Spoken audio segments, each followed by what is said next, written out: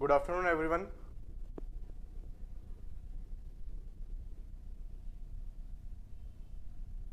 Good afternoon, everyone. Is this audible and visible to everyone? सब कुछ Audible and visible है? यदि सब कुछ ऑडिबल एंड विजिबल है तो सभी के साथ में एक बार जल्दी से शेयर करेंगे और बोल देंगे कि सेशन स्टार्ट हो चुका है। ठीक है, सभी को एक बार जल्दी से बोल देंगे कि सेशन स्टार्ट हो चुका है। जो लोग भी ज्वाइन करना चाहते हैं तो वो लोग पधार सकते हैं। ठीक है,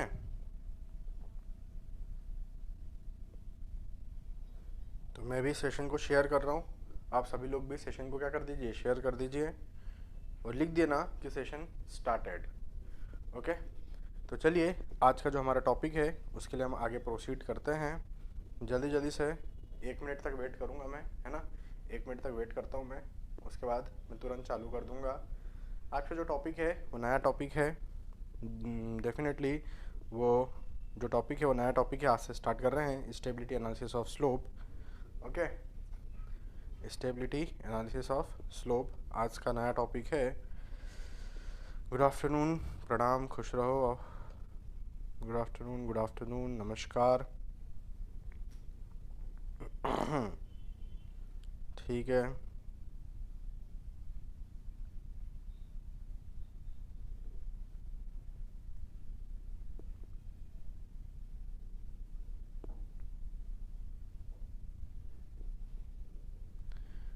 love you all, love you all, thank you, thank you.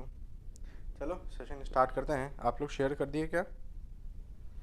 जल्दी से सब लोग बता दो, शेयर हो गया सभी के द्वारा, है ना। शेयर यदि हो गया है तो अपन लोग आगे बढ़ जाएं।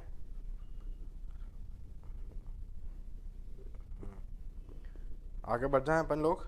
चलिए, रिस्पेक्ट फ्रॉम पुणे लिख रहे हैं, थैंक यू। चलिए आगे बढ़ते हैं। जय भीम सर, जय हो भाई। हाँ, क्या सर कमेंट भी नहीं पढ़ते? फालतू चीज़ नहीं पढ़ता भाई मैं, पता नहीं क्या लिखे हो।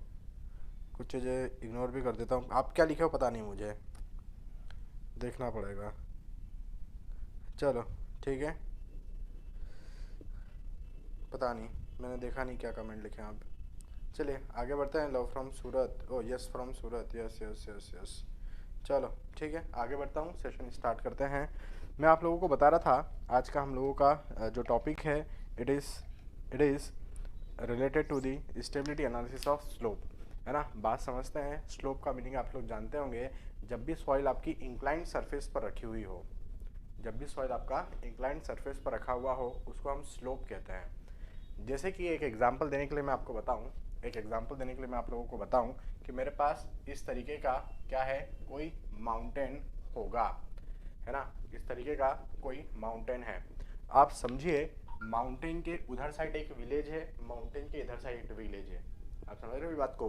बीच में क्या है, ये पूरा माउंटेन है, माउंटेन के इधर साइड एक विलेज है, माउंटेन के इधर साइड एक विलेज है। दोनों को मुझे कनेक्ट करना है। या फिर मैं ऐसा कहूँ कि टॉप पर एक विलेज है माउंटेन के और बॉटम पर एक विलेज है, मतलब एक हिली एरिया में और एक डाउन एरिया में, वैली एरिया में। इन दोनों को कनेक्ट करना है। कैसे करेंगे? जो माउंटेन था उसको मुझे ऐसा कट करते हुए नीचे लाना पड़ेगा। ऐसा थोड़ी ना कि मैं पूरा की पूरा माउंटेन तोड़ दूंगा भाई। ऐसा अपन क्या करेंगे, रोड प्रोवाइड करेंगे। यहाँ पर ऊपर जो रोड जा रहा है, जो पेवमेंट जा रहा है वो हाई एलिवेटेड है, फिर नीचे नीचे आते वो लो एलिवेटेड होते हुए नीचे आ जाता है। तो फॉर एग्जाम्पल यहाँ पर हम गए होंगे, यहाँ पर हमने रोडवे बनाया, ठीक है। यहाँ पर हमने क्या किया, रोडवे बनाया। तो ये देख सकते हैं आप, इधर से मैंने एक रोडवे बनाया। अब रोडवे बनाऊंगा तो यहाँ की सॉइल तो ये इंक्लाइंड है ना, इस पे गिरने की कोशिश कर सकती है, तो यहाँ पर हमने रिटेनिंग वॉल बना दिया। तो ये आप देख रहे हैं, ये आपका क्या है, ये आपका रोडवे है और ये आपका एक रिटेनिंग वॉल है या रिटेनिंग स्ट्रक्चर है जिसने इस सॉइल को रिटेन करके रखा हुआ होगा। अब ये रोड क्या होगा, ये रोड आपको दिख रहा है क्रॉस सेक्शन, है ना। अब ये रोड ऐसा घुमा होगा इस तरीके से और घूम के कहाँ आया होगा, घूम के फिर यहाँ पर आया होगा डाउन लेवल पे। फिर मैंने यहाँ पर वापस से इसको थोड़ा सा तोड़ा फोड़ा और यहाँ पर मैंने फिर एक रोडवे यहाँ पर बना दिया। फिर ये नीचे, ये ऊपर था, ये फिर नीचे आया, फिर ऐसा घूमते हुए पूरा घूम के फिर यहाँ पर बन गया होगा। तो ऊपर वाला जो विलेज होगा वो नीचे वाले विलेज से क्या हो गया, कनेक्टेड हो गया। ऐसा होता है। तो ये जो आपको इंक्लाइंड सरफेसेस नज़र आ रही है, ये नज़र आ रहा है, ये नज़र आ रहा है, ये सब क्या है, ये आपके स्लोप है। ये सब आपके क्या है, स्लोप है। ये स्लोप की एनालिसिस देखना है। कभी कभी ऐसा होता है कि हम यहाँ से मूव कर रहे हैं हमारी बाइक से या हमारे व्हीकल से, हम यहाँ पर रोडवे पे मूव कर रहे हैं, यहाँ पर स्लोप पे रखा हुआ एक बड़ा सा सॉइल का पार्टिकल रोल होते हुए आता है और यहाँ पर इंसान के ऊपर गिर जाता है और इंसान मर जाता है। ऐसा होता है, कई बार मूवीज़ में देखने को मिलता है कि हम ऐसे जा रहे हैं, ऊपर से एक बड़ा सा पार्टिकल रोल होते हुए आता है और गिर जाता है। इसको बोलते हैं लैंडस्लाइड होना। इसको क्या बोलते हैं, लैंडस्लाइड होना। लैंडस्लाइड होने के बहुत सारे कारण हो सकते हैं, बारिश हो सकता है, भूकंप हो सकता है, बहुत सारे कारण हो सकते हैं। अभी फिलहाल में यदि कोई बारिश नहीं हो रही है या फिर कोई भूकंप वगैरह नहीं आ रहे हैं, अर्थक्वेक नहीं आ रहे हैं या रेनिंग नहीं हो रही है, तो ऐसी कंडीशन में इसकी स्टेबिलिटी को मुझे चेक करना होगा कि कोई एक्सटर्नल यदि लोडिंग नहीं लग रहा है तो क्या ये स्टेबल कंडीशन में है। स्लोप इस तरीके से, ऐसा तो नहीं हो रहा है कि इस पर से पार्टिकल गिर रहे हैं नीचे की तरफ, रोल होते हैं, पार्टिकल से रोल होते हुए नीचे गिर जाते हैं, ऐसा कंडीशन तो नहीं बन रहा है। तो वो सब चीज़ें हम यहाँ पर चेक करने वाले रहेंगे। पार्टिकल्स का रोल होकर नीचे गिरना मतलब पार्टिकल्स आपके शेयर में फेल हो रहे हैं, शेयर स्ट्रेंथ यहाँ की कम हो रही है, शेयर स्ट्रेस ज़्यादा हो रहा है, तब उस कंडीशन में पार्टिकल यहाँ पर फेल होकर नीचे गिरेंगे। तो यहाँ पर हम फैक्टर ऑफ सेफ्टी निकालने में इंटरेस्टेड होते हैं, यहाँ हम स्लोप की एनालिसिस करने में इंटरेस्टेड होते हैं कि ये स्लोप स्टेबल है, इक्विलिब्रियम है, या फिर पार्टिकल इसमें रोल हो रहे हैं, अनसेफ है। तो वो सब हमें यहाँ पर देखना होगा और वो सब चीज़ हम स्टडी करेंगे इन the terms of factor of safety. मुझे लगता है कि यदि ये स्लोप की factor of safety greater than 1 है, मतलब स्लोप क्या है, सेफ है और स्टेबल है। मुझे यदि डिटरमाइन होता है कि factor of safety less than 1 आ गया या इक्वल टू 1 भी आ गया, तो मैं समझ जाऊंगा कि स्लोप आपका क्या है, क्रिटिकल कंडीशन में है या फिर फेल होने की कगार पर है, ये अनसेफ होगा। ठीक है, तो वो सब चीज़ें हम यहाँ पर इस टॉपिक में डिस्कस करने वाले रहेंगे। ठीक है, अच्छा टॉपिक है, पढ़ सकते हैं, समझ सकते हैं, लोगों के साथ में शेयर ज़रूर कीजिए। ठीक है, अब ये जो स्लोप मैंने आपको यहाँ पर बात की, ये स्लोप दो टाइप के हो सकते हैं। ये स्लोप दो टाइप के हो सकते हैं। एक स्लोप तो आपको ये नज़र आ ही रहा है, एक स्लोप तो आपको ये नज़र आ ही रहा है माउंटेन पे। दूसरा स्लोप आपको ये नज़र आएगा, आप लोगों ने कभी भी विलेजेस साइड कैनाल देखी है, नहर जिसको बोलते हैं, आप लोग यदि ग्रामीण क्षेत्र से ताल्लुकात रखते हैं तो आप लोगों ने नहर नाम से एक शब्द सुना होगा कि वहाँ से नहर पास हो रही है ना, जिसको हम टेक्निकल भाषा में क्या कहते हैं, कैनाल कहते हैं। तो कैनाल के जो स्लोप होते हैं, कैनाल दिखता कैसा है, उसका यदि क्रॉस सेक्शनल व्यू में बनाऊं तो कैनाल कुछ इस तरीके से हमें देखने को मिलता है। इरिगेशन पर्पस के लिए, ये आपका ग्राउंड सरफेस है, हम लोग यहाँ पर खड़े हो सकते हैं कुछ इस तरीके से। तो मैं आपको बता रहा था कि इरिगेशन पर्पस के लिए यहाँ पर हम वाटर का क्या रखते हैं, स्टोरेज रखते हैं, रिवर से यहाँ पर सप्लाई होता है, फिर हम उसको जो हमारे खेत होते हैं, हमारी फील्ड होती है, वहाँ पर हम इरिगेशन के लिए इसको वाटर का यूज़ कर लेते हैं। तो एक बात आपको समझना चाहिए, यहाँ पर भी सॉइल आपकी क्या है, इंक्लाइन पोजीशन पर है। यहाँ पर भी हमें क्या देखने को मिल रहा है, इंक्लाइन फेसेस ऑफ कैनाल देखने को मिल रहे हैं। तो ये भी आपके क्या है, स्लोप है। ये भी आपके क्या है, एक टाइप के स्लोप है। तो स्लोप मेरे पास दो टाइप के रहेंगे, एक आपका हो सकता है इनफाइनाइट स्लोप, है ना, एक आपका हो सकता है इनफाइनाइट स्लोप, और एक आपका हो सकता है फाइनाइट स्लोप। एक आपका क्या हो जाएगा, फाइनाइट स्लोप। इनफाइनाइट स्लोप कब कहेंगे, जब ये वाली कंडीशंस हमें देखने को मिल रही है, वो आपका इनफाइनाइट स्लोप्स होगा कि आपके स्लोप बाउंडेड नहीं है। When your slopes are not bounded from the top, ऐसे स्लोप्स को हम क्या कहते हैं, इनफाइनाइट स्लोप कहेंगे। जबकि फाइनाइट स्लोप हम किसको कहेंगे, जो लिमिटेड लेंथ के हो, जो फाइनाइट हो, जो बाउंडेड हो। तो जैसे कि मैं ये स्लोप की बात करूं, जैसे कि मैं ये स्लोप की बात कर रहा हूँ, ये भी एक स्लोप है, तो देखो ये टॉप से भी बाउंडेड है ना, और बॉटम से भी बाउंडेड है। समझ में आ रही मेरी बात भाई, ये बाउंडेड है ना, इसका ये टॉप सरफेस है, इसका ये बॉटम सरफेस है, तो आपके जो स्लोप है it is bounded from top and bottom, it is bounded from top and bottom. ऐसे स्लोप्स आपके फाइनाइट स्लोप कहलाते हैं। जबकि माउंटेन वाले जो होते हैं वो ओपन होते हैं, है ना, तो उसको हम क्या कहते हैं, दे आर नॉट बाउंडेड, तो उसको हम क्या कहते हैं, इनफाइनाइट स्लोप्स कह सकते हैं। तो फाइनाइट इनफाइनाइट दोनों टाइप के स्लोप हम यहाँ पर देख सकते हैं। क्लियर है? तो आइए हम इसके बारे में थोड़ा सा और जानकारी कलेक्ट करते हैं कि फाइनाइट स्लोप के अंदर क्या क्या हम लिख सकते हैं और इनफाइनाइट स्लोप के अंदर हम क्या क्या लिख सकते हैं।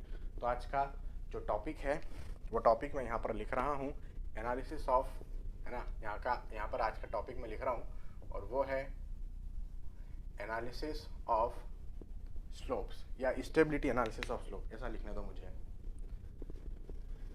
टॉपिक का नाम क्या है हमारा, stability analysis of slope, stability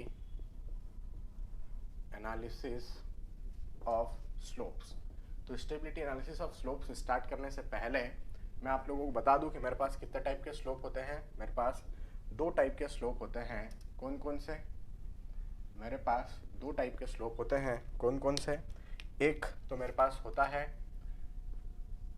infinite slope, ठीक है, एक मेरे पास होता है इनफाइनाइट स्लोप और दूसरा मेरे पास क्या होता है, फाइनाइट स्लोप। सबसे पहले हम इनफाइनाइट स्लोप की यदि बात करें तो आपका इनफाइनाइट स्लोप क्या होता है, ये वो स्लोप होते हैं जो बाउंडेड नहीं होते हैं। सो इसमें मैं एक पॉइंट लिख रहा हूँ, they are not bounded, they are not bounded, इसलिए अपन ने उसको इनफाइनाइट नाम दिया।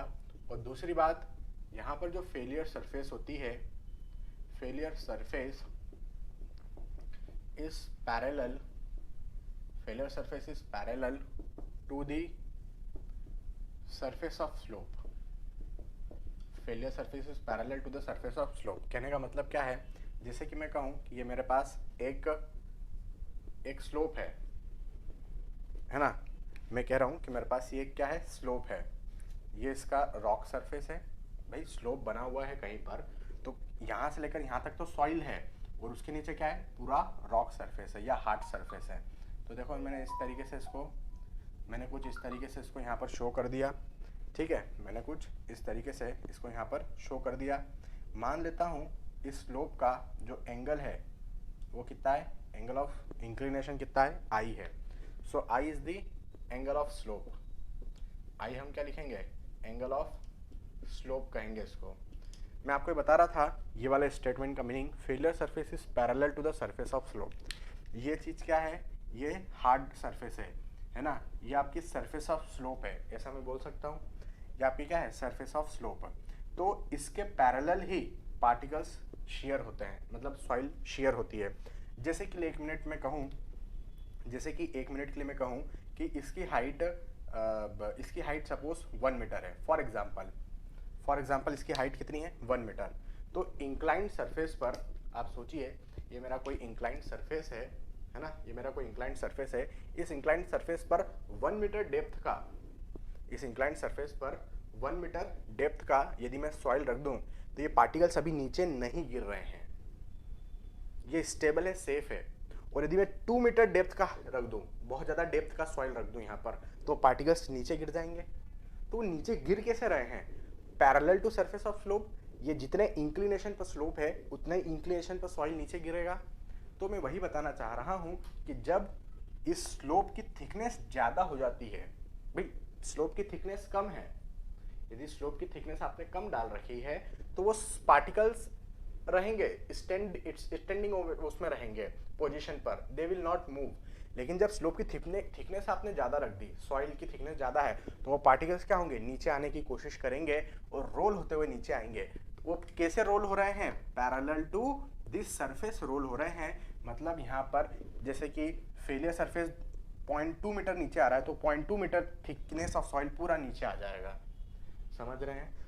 तो इस तरीके से हमारे पास शेयरिंग देखने को मिल सकती है parallel to the surface of slope, ठीक है। अभी फिलहाल मैं मान लेता हूँ इसकी जो डेप्थ है वो z है, i जो है वो एंगल ऑफ स्लोप है, ठीक है। ये था हमारा इनफाइनाइट स्लोप। नेक्स्ट मैं आपको बता रहा हूँ, नेक्स्ट मैं आप लोगों को बता रहा हूँ सेकंड, जो कि आप लोगों का क्या है, फाइनाइट स्लोप, ठीक है। नेक्स्ट हमारे पास है फाइनाइट स्लोप।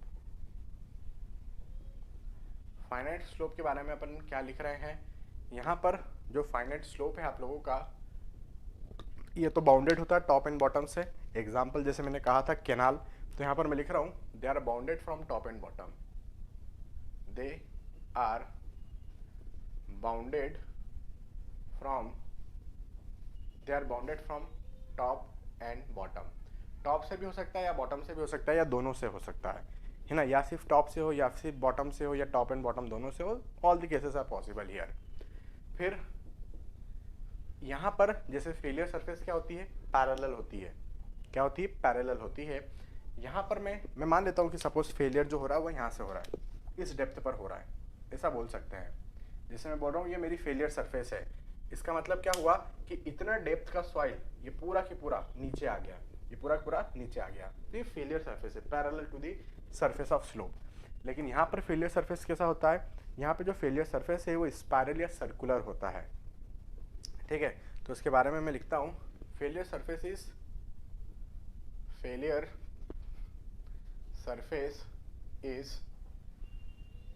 सर्कुलर और स्पाइरल। कैसा होता है, या तो सर्कुलर होगा या फिर स्पाइरल होगा।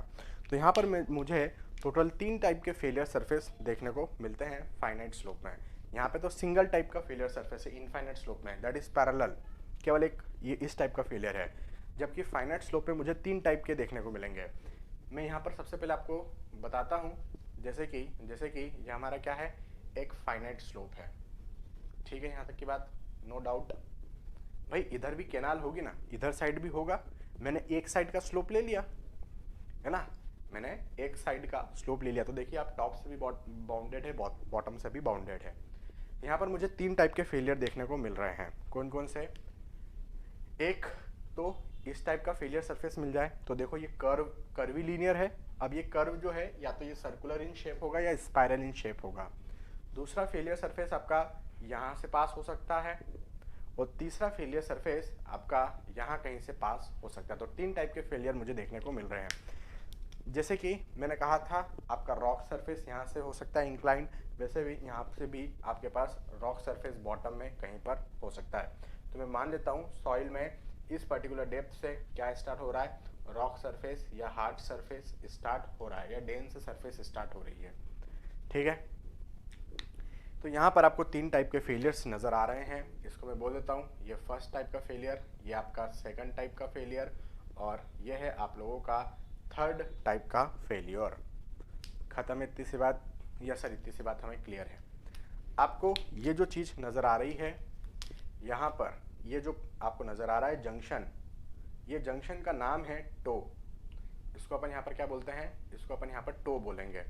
ठीक है, तो यहाँ पर हमारे पास 3 फेलियर है, 1 2 3। इन तीनों के जो नाम है वो मैं यहाँ पर आप लोगों को बता रहा हूँ, है ना। इन तीनों के नाम मैं यहाँ पर लिख रहा हूँ 1 बाय 1। जो पहला वाला फेलियर है ना, जो पहला वाला फेलियर है इसको बोलते हैं हम फेस फेलियर। इसका नाम क्या है, फेस फेलियर। जो दूसरा वाला है उसका नाम है टो फेलियर। और जो तीसरा फेलियर सरफेस जा रहा है, इस तीसरे फेलियर का नाम है बेस फेलियर, बेस फेलियर। ठीक है, तो ये 3 टाइप के फेलियर यहाँ पर पॉसिबल होते हैं। अब मेरी बात को समझना, 1 बाय 1 हर एक फेलियर को मैं बताते जा रहा हूँ, आप लोग सुनते जाइए। फेस फेलियर क्या चीज़ है, फेस फेलियर जैसे कि ये नाम आ रहा है फेस, मतलब ये जो फेलियर सरफेस है वो स्लोप के कहाँ पर जा रही है, फेस पर जा रही है। समझ रहे हैं, आपको इस जगह पर क्रैक होता हुआ नजर आएगा। ये फेलियर सरफेस जो है वो यहाँ पर आप कहाँ पर खड़े होकर देख सकते हो, हम लोग तो यहाँ पर खड़े होते हैं। ये आपका ग्राउंड सरफेस है, ये कैनाल हो गया सपोज, है ना, तो सॉइल का बना हुआ है फिलहाल में, ऐसा मान के चलिए। तो यहाँ से यदि मैं देखूँ तो इस जगह पर मुझे क्रैक होता हुआ नजर आएगा, फेलियर सरफेस आपको नजर आएगी। ठीक है, तो ये फेलियर सरफेस टॉप पर पहुँच चुका है, ये आपको ऑब्जर्व होगा। ठीक है, तो ये आपको कहाँ जाके टच कर रहा है, इस स्लोप के फेस पे जाके, उसके फेस, ये उसका फेस हो गया ना, उसके फेस पे जाके टच कर रहा है फेलियर सरफेस, इसलिए उसका नाम है फेस फेलियर। दूसरा क्या है, दूसरा है आपका टो फेलियर। ये फेलियर सरफेस कहाँ से पास हो रही है, यदि आपकी फेलियर सरफेस टो से पास हो जाए, है ना, इसलिए उसका नाम क्या रखा गया, टो फेलियर रखा गया। और तीसरा है आपका बेस फेलियर। यदि आपकी फेलियर सरफेस बेस से पास हो रही है, अरे भाई ये यहाँ पर ये स्लोप खत्म हो गया, ये स्लोप जो है यहाँ पर खत्म हो गया, तो स्लोप के नीचे का पोर्शन क्या कहलाता है, बेस कहलाता है। तो ये जो पोर्शन है it is the base of your slope. तो यदि फेलियर सरफेस जो है वो बेस से पास हो रही है तो उसको हम यहाँ पर क्या नाम दे देंगे, बेस फेलियर का नाम दे देंगे। गेट में एक बार क्वेश्चन पूछा जा चुका है, यहाँ से गेट एग्जाम में एक बार क्वेश्चन पूछा जा चुका है यहाँ से फॉर 1 मार्क। क्या क्वेश्चन था मैं अभी आपको पढ़ाऊंगा। इतना बात समझ में आ गया, आगे बढ़ते हैं। अब मैं आपको बोल रहा हूँ कि ये फेलियर कब कब ऑकर होंगे, ये फेलियर के नाम क्या क्या रखे गए और क्यों रखे गए वो मैंने बता दिया। ये जो फेलियर सरफेस है ये फेस पे जा रही थी इसलिए फेस फेलियर, ये फेलियर सरफेस टो तक जा रही थी इसलिए टो फेलियर, ये फेलियर सरफेस बेस में जा रहा था इसलिए बेस फेलियर। क्लियर है यहाँ तक की बात? यस सर क्लियर है। आगे बढ़ते हैं। मैंने कहा यदि मैं फेस फेलियर की बात करूँ तो ये कब ऑकर होगा, तो फेस फेलियर सबसे ऊपर वाले पोर्शन में ऑकर होता है यहाँ कहीं पर। तो जब आपका ऊपर वाला सॉइल वीक हो, कमजोर हो, किसकी तुलना में, नीचे वाले सॉइल की तुलना में, तब आपका क्या ऑकर होगा, फेस फेलियर ऑकर होगा। क्या बोल रहा हूं मैं यहाँ पर, मेरी बात को सुनिएगा। मैं यहाँ पर बोल रहा हूँ, मैं आपको यहाँ पर बोल रहा हूँ कि भैया when the soil in the upper part is weaker than the soil of lower part, lower part का सॉइल स्ट्रांग है, अपर पार्ट का सॉइल वीक है, तो जो वीक सॉइल है वो शेयर हो जाएगा। तो ऐसे फेलियर को हम कहेंगे फेस फेलियर। टो फेलियर की बात करते हैं। जब अपर पार्ट और लोअर पार्ट दोनों ही सॉइल क्या हो, होमोजीनियस हो, उस केस में स्ट्रेसेस बढ़ने पर जो फेलियर ऑकर होगा उसको हम टो फेलियर कहेंगे। बेस फेलियर किसको कहेंगे, बेस फेलियर मतलब जब फेलियर सरफेस बेस से पास हो रही हो, जब आपके नीचे वाला पार्ट का सॉइल मतलब यहाँ का पार्ट का सॉइल वीक हो, किसकी तुलना में, अपर वाले पार्ट की तुलना में, तब फेलियर सरफेस बेस से पास हो जाएगा। समझ रहे हैं? तो फेस फेलियर कब ऑकर होता है, जब ऊपर वाला सॉइल कमजोर हो, नीचे वाला सॉइल स्ट्रांग हो। बेस फेलियर कब ऑकर होगा, जब नीचे वाला सॉइल कमजोर हो, ऊपर वाला स्ट्रांग हो। और टो फेलियर कब ऑकर होगा, जब ऊपर और नीचे दोनों जगह का सॉइल क्या हो, होमोजीनियस हो, सेम टाइप का हो, तब आपका क्या ऑकर हो सकता है, उस केस में आप लोगों का टो फेलियर ऑकर हो सकता है। क्लियर है यहाँ तक की बात? तो मैं इनकी डेफिनेशंस लिख देता हूँ एक बार जल्दी से बोर्ड पर। इतना लिख लिया होगा आप लोगों ने, मैं मान के चल रहा हूँ। फोटो लेना हो तो ले लो, जल्दी से फोटो खींचना हो तो फोटो खींच लो, फिर अपन बोर्ड के ऊपर चल रहे हैं। यहाँ पर मैं आप लोगों को इन तीनों की डेफिनेशन एक बार लिखवा रहा हूँ, ठीक है? चलिए फोटो ले ली होगी आप लोगों ने, ठीक है?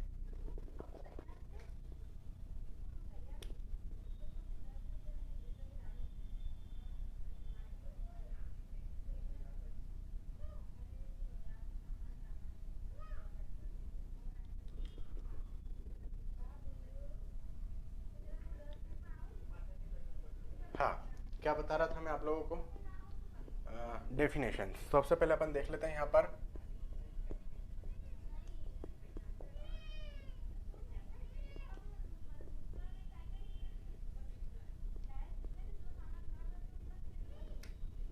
सबसे पहले अपन यहाँ पर फेस फेलियर की बात कर रहे हैं। तो सिंपल भाषा में, एकदम सिंपल भाषा में डेफिनेशन लिखेंगे, है ना। When soil in upper part is weaker than soil of the lower part, है ना। when soil of the upper part, ऐसा लिखता हूँ, when soil of upper part is weaker than soil of lower part, तब आपका क्या occur होगा, face failure occur होगा। सेकंड डेफिनेशन क्या लिख लें अपन यहाँ पर जल्दी से, सेकंड डेफिनेशन टो फेलियर की लिख लेते हैं। टो फेलियर में क्या होगा, when soil of upper and lower part is homogeneous, when soil of upper and lower part, upper and lower part क्या हो, upper and lower part is homogeneous हो, तब आपका क्या ऑकर होगा, टो फेलियर ऑकर होगा। और फेलियर सरफेस कहाँ से पास होती है, टो से पास होती है। थर्ड डेफिनेशन मैं यहाँ पर क्या लिख रहा हूँ, फेस फेलियर हो गया। टो फेलियर हो गया, और एक लास्ट यहाँ पर है आप लोगों का बेस फेलियर। बेस फेलियर में मैं आपको क्या बता रहा हूँ, बेस फेलियर में आप लोगों को बता रहा हूँ when soil of lower part is weaker, क्या है, कमजोर है, is weaker then the soil of upper part, ठीक है, सॉइल ऑफ अपर पार्ट।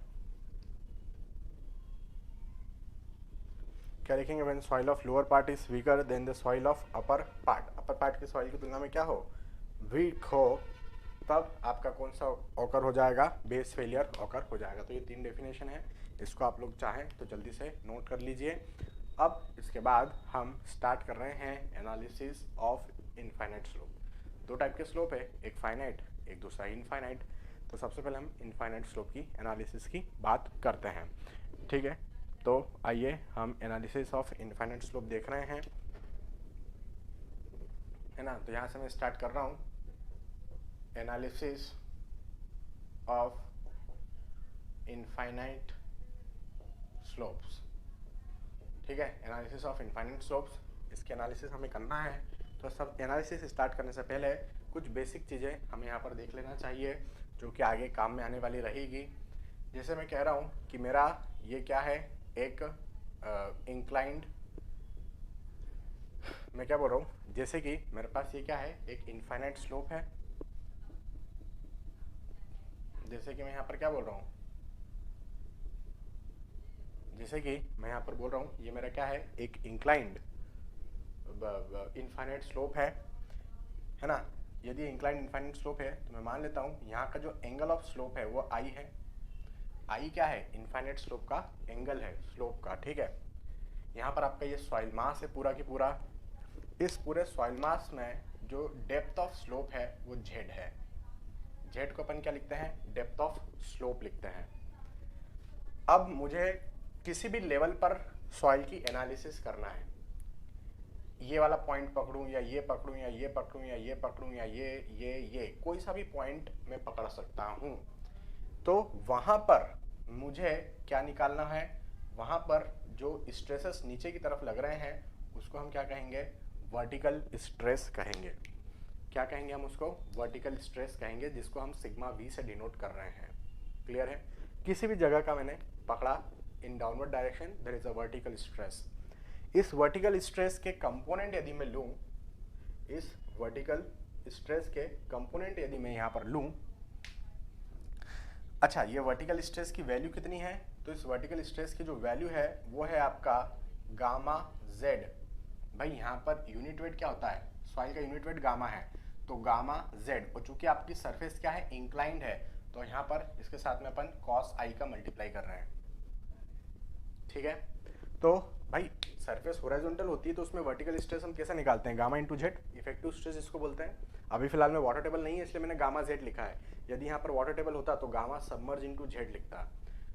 वो हॉरिजॉन्टल सरफेस थी, ये इंक्लाइंड सरफेस है, इसलिए मैंने कॉस का इसमें मल्टीप्लाई कर दिया, कॉस आई, ठीक है। तो ये वर्टिकल स्ट्रेस कुछ इस तरीके से लग रहा है। अब मैं इसका कंपोनेंट लेता हूँ। इसका मैंने क्या लिया, कंपोनेंट। एक कंपोनेंट ये आया, ये कंपोनेंट क्या है, ये नॉर्मल स्ट्रेस है सिग्मा एन। ये सिग्मा एन किसका नॉर्मल कंपोनेंट है, नॉर्मल मतलब लगना मतलब 90 डिग्री पर लगना। किसके साथ 90 डिग्री पर लग रहा है वो जानना बहुत जरूरी है। तो मैं बोल रहा हूँ ये जो आपकी स्लोप है ना, इसके साथ ये 90 डिग्री का एंगल मेंटेन कर रहा है। 90 डिग्री का जो एंगल है वो किसके साथ मेंटेन कर रहा है, वो आपके इसके साथ में 90 डिग्री एंगल मेंटेन कर रहा है। तो आप समझदार है, इसको 90 डिग्री यहाँ लिखने की जरूरत नहीं है, लेकिन आप समझदार है ये नॉर्मल स्ट्रेस है, तो ये इंक्लाइंड सरफेस के नॉर्मल स्ट्रेस में है, ठीक। आगे बढ़ते हैं। तो ये सिग्मा एन क्या है, कंपोनेंट है। सिग्मा एन क्या है, कंपोनेंट। ये एंगल कितना बनेगा, डेफिनेटली ये एंगल आई का बनेगा। यदि ये आई है तो ये भी आई बनेगा। तो यहाँ पर सिग्मा एन ये बन गया, एक कंपोनेंट ये बना, दूसरा कंपोनेंट ऐसा बन जाएगा हॉरिजॉन्टल वाला। तो ये दूसरा कंपोनेंट आपका बन गया टाउ का। समझ में आ गई मेरी इतनी सी बात, ये सब समझ में आ गई। तो यहाँ पर आपको समझना ये जरूरी है कि आपका जो नॉर्मल स्ट्रेस निकला है सिग्मा एन, इसको अपन क्या बोलेंगे, sigma N, normal stress, normal component. ये कितना हो जाएगा आपका, जो ये वर्टिकल था उसका, उसके साथ में आई एंगल बना रहा है तो वर्टिकल का कॉस आई, और ये जो टाउ निकला है इसको हम कहेंगे शेयर स्ट्रेस या टेंजेंशियल स्ट्रेस। क्या बोल सकते हैं, शेयर स्ट्रेस भी बोल सकते हैं, टेंजेंशियल स्ट्रेस भी बोल सकते हैं। इसकी वैल्यू कितनी बन रही है, sigma we times sigma we का साइन आई। इतना तो आप लोगों को पता होगा, यहाँ तक की बात तो आपको समझ में आती होगी। तो यहाँ पर सिग्मा एन की वैल्यू कितनी आ गई मेरे पास, देखो सिग्मा वी कितना था, गामा जेड कॉस आई था, एक कॉस आई पहले से था, ये दूसरा कॉस आई, तो मेरे पास वैल्यू कितनी बन गई, गामा जेड कॉस स्क्वायर आई। इसकी यदि मैं बात करूँ, सिग्मा वी की वैल्यू में यदि यहाँ पे पुट करूँ गामा जेड कॉस आई, तो कॉस आई और ये साइन आई, यहाँ पर मैंने लिख दिया कि gamma Z cos I sign आई बराबर है। तो इस तरीके से यहाँ पर मुझे ये एक्सप्रेशन मिला है नॉर्मल स्ट्रेस का और शेयर स्ट्रेस का। ये दोनों का एक्सप्रेशन बहुत इंपॉर्टेंट है। सिग्मा एन की वैल्यू कितनी याद रखना है आपको, गामा जेड कॉस स्क्वायर आई, और टाउ की वैल्यू कितनी याद रखना है, gamma Z cos I sign I. Clear है। तो ये दोनों ही एक्सप्रेशन बहुत इंपॉर्टेंट है। ये दोनों एक्सप्रेशंस का यूज़ करते हुए मैं पूरा इनफाइनाइट स्लोप का एनालिसिस आपको पढ़ा दूंगा, तो इसको याद रखना जरूरी है। और ये कैसे आया ये भी जानना जरूरी है कि सिग्मा वी की वैल्यू मैंने यहाँ पर पुट करी है। सिग्मा वी क्या है, टोटल स्ट्रेसेस है। चूंकि यहाँ पर वाटर, ये सिग्मा वी क्या है, इफेक्टिव स्ट्रेस है। चूंकि यहाँ पर वाटर टेबल नहीं है तो इफेक्टिव स्ट्रेस की वैल्यू टोटल स्ट्रेस के बराबर हो गई, क्योंकि पोर वाटर प्रेशर नहीं आया। यदि एक मिनट के लिए मान लो यदि यहाँ पर वाटर टेबल होता तो गामा की जगह में क्या लिखता, गामा सबमर्ज लिखता, क्योंकि gamma saturated minus gamma W, total stress minus पोर वाटर प्रेशर, वो गामा सबमर्ज बन जाता, तो गामा सबमर्ज जेड लिखता, गामा सबमर्ज जेड लिखता। क्लियर है। हालांकि मैं कंडीशन पढ़ाऊंगा वाटर टेबल वाली भी, लेकिन अभी मैं थोड़ा सा आपको इन्फॉर्मेशन दे दिया। तो आइए हम आगे बढ़ते हैं और एनालिसिस ऑफ इनफाइनाइट स्लोप अब स्टार्ट करते हैं। क्लियर है। तो मैं एक बार कैमरा घुमा देता हूँ, यदि किसी को फोटो लेना है तो फोटो ले लो, और एक बार जल्दी से शेयर कर दो। टॉपिक नया वाला चालू होने जा रहा है, एनालिसिस ऑफ इनफाइनाइट स्लोप। एक बार जल्दी से इसकी फोटो ले लेंगे, स्क्रीनशॉट लेने वाले लोग स्क्रीनशॉट ले लेंगे, और सभी के साथ में जल्दी से शेयर मारेंगे। ठीक है, जल्दी से हम सभी के साथ में शेयर कर देंगे। ठीक है, सभी ने फोटो ले ली। ठीक है, दूसरे वाले बोर्ड पर भी मैं ले जा रहा हूँ कैमरा, जो भी फोटो लेना चाहे, स्क्रीनशॉट लेना चाहे ले लो भाई। हाँ जरा एक बार शेयर करेंगे। 30 सेकंड का टाइम दे रहा हूँ मैं आप लोगों को। मैं बोर्ड नंबर 1 रब कर देता हूँ जब तक।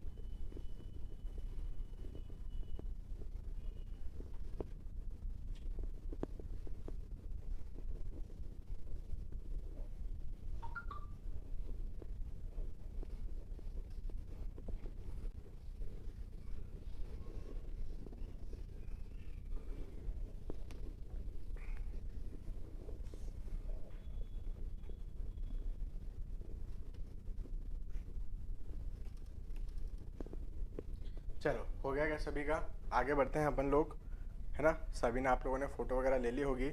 मैं ज़रा रब कर देता हूँ, इसको रब कर देते हैं अपन, आगे बढ़ते हैं।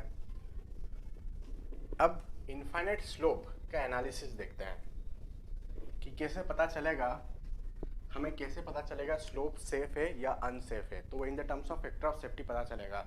तो वो फैक्टर ऑफ सेफ्टी हम कैसे कैलकुलेट करते हैं उसके बारे में अभी हम यहाँ पर डिस्कस करने वाले हैं। ठीक है, जरा एक बार शेयर करो जल्दी से। 500 तक का आंकड़ा ले जाओ यार, 450 लोग तो हो, कम से कम 500 तक ले जाओ।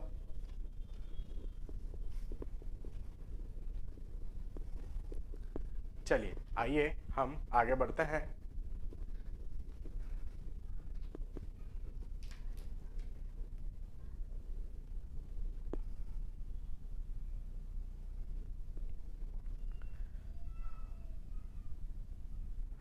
क्या लिख रहे हैं?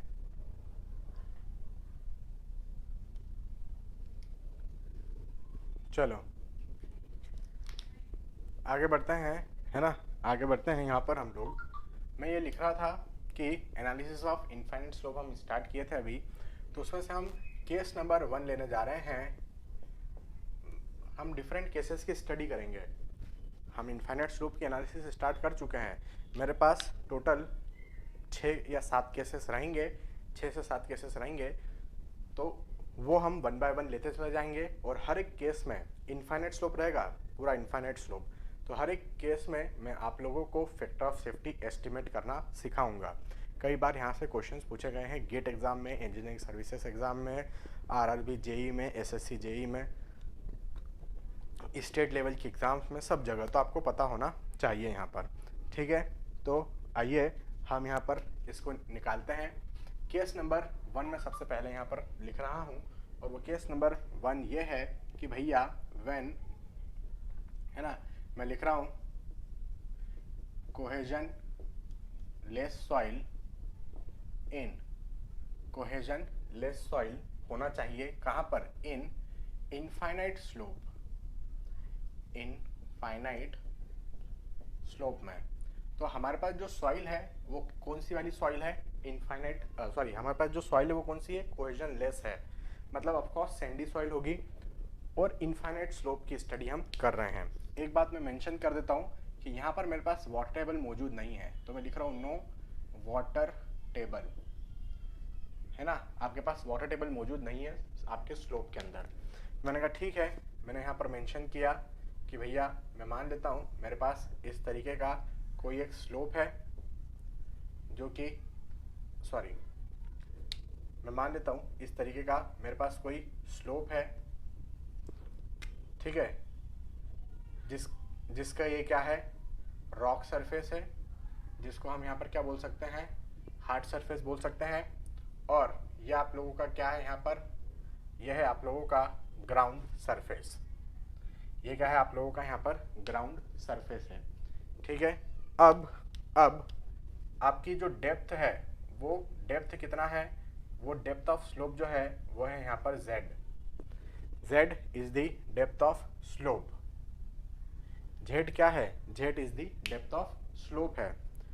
अब इसके अंदर यहाँ पर, अब इसके अंदर यहाँ पर i आपका क्या है? i है एंगल ऑफ स्लोप।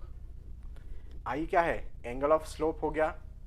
यहाँ की सॉइल जो है, वाटर टेबल यहाँ पर नहीं है, वाटर टेबल यहाँ पर नहीं है। यदि वाटर टेबल यहाँ पर नहीं है तो हो सकता है यहाँ की सॉइल ड्राई हो, क्या हो? फुल्ली ड्राई हो, या फिर हो सकता है बल्क कंडीशन में हो, क्योंकि बारिश वगैरह होती रहती है तो सॉइल थोड़ा सा पार्शियली सेचुरेटेड होता है। फुल्ली ड्राई सॉइल मिल जाए that is also not possible. तो हो सकता है यहाँ की सॉइल जो हो वो पार्शियली सेचुरेटेड हो, तो उसका unit weight, bulk unit weight मैंने मान लिया दैट इज गामा। क्लियर है यहाँ तक की बात? तो बस बात खत्म हो गई। हमें क्या निकालना है? फैक्टर ऑफ सेफ्टी निकालना है। फैक्टर ऑफ सेफ्टी कैसे निकालते हैं? Factor of safety against sliding निकालते हैं, factor of safety against share failure निकालते हैं। तो यहाँ पर मैं देख रहा हूँ आपकी बचाने वाली ताकत डिवाइड में तोड़ने वाली ताकत का जो रेशियो है उसी को हम कहते हैं factor of safety. What is factor of safety? मैं बोल रहा हूँ कि मेरे पास जो शेयर स्ट्रेंथ है सॉइल में वो 50 किलो न्यूटन पर मीटर स्क्वायर का है, और जो शेयर स्ट्रेसेस तोड़ने वाली ताकतें आ रही है वो सपोज 25 किलो न्यूटन पर मीटर स्क्वायर की है, तो मेरे पास फैक्टर ऑफ सेफ्टी कितना आ गया? 2, मतलब मैं 2 टाइम सेफ हूँ, 2 टाइम्स में क्या हूँ? यहाँ पर सेफ हो। तो फैक्टर ऑफ सेफ्टी इस तरीके से हम निकाल सकते हैं कि बचाने वाली ताकत डिवाइड में तोड़ने वाली ताकत। ठीक है, तो अपन देखते हैं यहाँ पर, यह है आपका टाउ एफ, मतलब शेयर स्ट्रेंथ ऑफ सॉइल, है ना, वो ये है टाउ, मतलब shear stresses develop in the slope. अब मैं यहाँ पर देख रहा हूँ शेयर स्ट्रेंथ ऑफ सॉइल क्या फॉर्मूला होता है? अरे ये तो मोहर कुलाम्स थ्योरी से मैं आपको पढ़ाया था ना चैप्टर में, जहाँ पर मैंने शेयर स्ट्रेंथ पढ़ाया था। क्या निकाला था हमने? C प्लस सी डे, क्योंकि मॉडिफाइड मोहर कुलाम आजकल हम यूज करते हैं। सो सी dash plus sigma N bar into 10 five dash divide में हम क्या लिख देंगे? टाउ। यही होगा, है ना। अब चूंकि सॉइल मैंने कैसी ले रखी है? कोहेजन लेस ले रखी है, तो फर्स्ट टर्म आपका क्या हो जाएगा? 0 हो जाएगा। तो फर्स्ट टर्म हमारा 0 हो गया। एक बात। दूसरी बात क्या यहाँ पर वाटर टेबल है क्या? नहीं, यहाँ पर वाटर टेबल नहीं है। यदि वाटर टेबल नहीं है तो आपका ये इफेक्टिव स्ट्रेस क्या बन जाएगा? टोटल स्ट्रेस बन जाएगा। तो कुल मिलाकर मेरे पास फैक्टर ऑफ सेफ्टी अब देखो क्या देखने को मिल रहा है। फर्स्ट टर्म तो आपको क्या हो गया, यहाँ पर जीरो होता हुआ नजर आ रहा होगा। ये पूरा फर्स्ट टर्म आपको जीरो होता हुआ नजर आ रहा है। सेकंड टर्म में हमारे पास जो इफेक्टिव स्ट्रेस थे वो नॉर्मल स्ट्रेस में कन्वर्ट हो गए, क्योंकि वाटर टेबल था ही नहीं और वाटर प्रेशर जीरो था, तो effective stress become total stress, है ना। तो effective angle of sharing resistance भी आपको नहीं मिलेगा, मतलब effective angle of internal friction भी नहीं मिलेगा, टोटल एंगल मिलेगा फाई, क्योंकि वाटर टेबल ही नहीं है, डिवाइड में टाउ। तो ये हमारे पास फॉर्मूला आ चुका है। अभी थोड़ी देर पहले मैंने आप लोगों को क्या बताया? मैंने आप लोगों को बताया सिग्मा एन और टाउ का वैल्यू पढ़ाया था। और अभी थोड़ी देर पहले मैंने सिग्मा एन डिराइव करके बताया। क्या वैल्यू बताया था मैंने? Gamma Z cos square I, ये वैल्यू मैंने आपको थोड़ी देर पहले डिराइव करके बताया था। नॉर्मल स्ट्रेस का इंटू टेन फाई डिवाइड में शेयर स्ट्रेस टाउ का वैल्यू मैंने क्या डिराइव करके बताया था? ये मैंने बताया था गामा जेड कॉस आई इंटू साइन आई, ये बताया था। तो देखो गामा जेड से ये गामा जेड कैंसल, कॉस की एक पावर से ये दूसरा जो था कॉस की पावर वो कैंसल। तो देखो यहाँ पर हमें क्या देखने को मिल रहा है? हमें यहाँ पर ऊपर देखने को मिल रहा है, यहाँ पर सिर्फ कॉस आई बच रहा है इंटू टेन फाई, और नीचे क्या बच रहा है? सिर्फ नीचे साइन आई बच रहा है। क्या इसको मैं इस तरीके से लिख दूं क्या? टेन फाई डिवाइडेड में इसको इस तरीके से लिख दूं क्या कि ये कॉस आई उठाकर इस साइन आई के नीचे रख दें अपन? भाई इसको अपन इस तरीके से लिख सकते हैं क्या? साइन आई डिवाइड में कॉस आई, इस तरीके से लिख सकते हैं क्या? बिल्कुल लिख सकते हैं सर। तो साइन आई डिवाइड में cos I, sine by cos क्या हो गया? टेन हो गया। तो आपका यहाँ पर फैक्टर ऑफ सेफ्टी का फॉर्मूला आपके सामने आ चुका है, और वो है टेन फाई डिवाइडेड में टेन आई का। समझ में आ गई मेरी इतनी सी बात? तो ये आप लोगों का फैक्टर ऑफ सेफ्टी का यहाँ पर क्या आ चुका है? फॉर्मूला आ गया। Clear? So this is what we have formula of factor of safety 10 phi by 10 I. बस आपको ये फॉर्मूला लगाना है और आंसर निकालना है, ठीक है। एक बात मुझे नोटिस करना चाहिए, यदि आपका factor of safety greater than 1 है मतलब हम क्या है? सेफ है। यदि आपका factor of safety less than 1 है मतलब हम क्या है? अनसेफ है। अब एक बात इस फॉर्मूले से आप सोचिए, factor of safety greater than 1 कब आएगा? हमें तो क्या चाहिए? हमें तो ये कंडीशन चाहिए, टू बी सेफ हमें ये कंडीशन चाहिए। तो मैं आपको बोल रहा हूँ ये कंडीशन आपको कब मिलेगी? ये कंडीशन आपको तब मिलेगी जब आपका फाई क्या हो? बड़ा हो आई से। कुल मिलाकर मैं ये कहना चाह रहा हूँ कि आपका आई क्या हो? छोटा हो फाई से, तभी आप क्या रहोगे? सेफ रहोगे। आई क्या है? एंगल ऑफ स्लोप, और फाई क्या है? Angle of internal friction. आप लोगों को ध्यान होगा मैंने आपको एंगल ऑफ इंटरनल फ्रिक्शन के बारे में पढ़ाया था। एंगल ऑफ इंटरनल फ्रिक्शन क्या चीज़ है? अप्रॉक्सीमेट मैंने एस्टिमेट करना सिखाया था आप लोगों को। वो लेक्चर डिलीट भी नहीं किया हूँ, वो अपलोडेड है, ठीक है। वो लेक्चर डिलीट नहीं हुआ है, वो लेक्चर क्या है? अभी भी अपलोडेड है। तो जैसे मैं फाई अप्रॉक्सीमेटली निकालने की बात करूँ तो मैं बहुत सारा ऐसा सॉइल लूँ, सैंड वगैरह, और सैंड है ना, सैंड यदि मैं बहुत सारा लूँ हाथ में और उसको किसी हाइट से ड्रॉप करूँ तो मुझे कुछ इस टाइप का हीप बनता हुआ नजर आएगा, है ना। इस टाइप का मुझे कुछ बनता हुआ नजर आएगा। तो यहाँ पर ये जो एंगल मुझे यहाँ पर मिला, ये एंगल क्या है आप लोगों का? Angle of internal friction phi है। अप्रॉक्सीमेटली बोल रहा हूँ, ये एक्यूरेट वैल्यू नहीं है लेकिन अप्रॉक्सीमेटली इतना मिलना चाहिए। बात समझ में आ रही मैं क्या बोल रहा हूँ? तो देखो ये फाई मिला आपको, मतलब इंक्लाइंड ही है ना, मतलब ये वो मैक्सिमम स्लोप है जिस पर सॉइल खड़ा रह सकता है। इससे ज्यादा एंगल पर सॉइल खड़ा नहीं रह सकता। यहाँ पर इसकी कंसेप्ट की ब्यूटी समझना आप।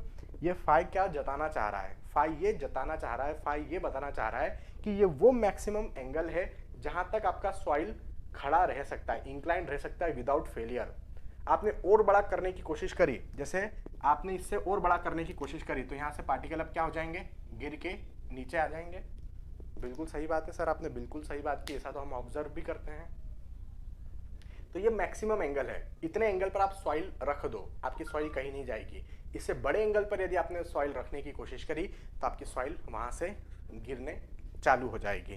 तो ये आय जो है उसी हिसाब से डिसाइड करना चाहिए यदि आप कहीं पर भी कोई स्लोप बनवा रहे हैं इंक्लाइंड सरफेस सॉइल की, तो जो एंगल रखना है आई, वो आपको छोटा रखना है angle of internal friction phi से, क्योंकि फाई वो मैक्सिमम एंगल है जिसके बाद सॉइल गिरना स्टार्ट हो जाती है, रोल होते हुए नीचे आ जाएगी। समझ गए मेरी बात को? हमारे पास क्या कंडीशन होना चाहिए? हमारे पास कंडीशन ये होना चाहिए कि एंगल ऑफ इंटरनल फ्रिक्शन बड़ा होना चाहिए, किससे? एंगल ऑफ स्लोप से।